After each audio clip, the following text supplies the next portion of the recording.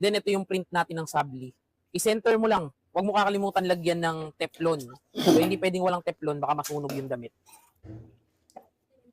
Yan.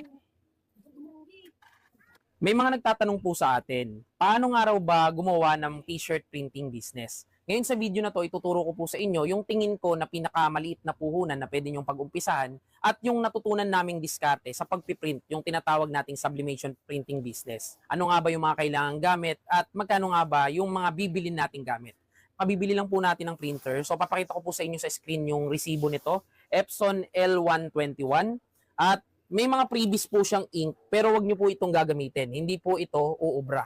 Ang disadvantage lang pag gagamitin mo siya sa mga sublimation printing is mawawala talaga yung warranty nitong ating Epson printer. Bumili po kami nitong Hansol ink brand. Bukod sa ink, syempre kailangan mo ng sublimation paper. Lalagay ko rin sa screen yung resibo po ng ink and also yung ating subli paper.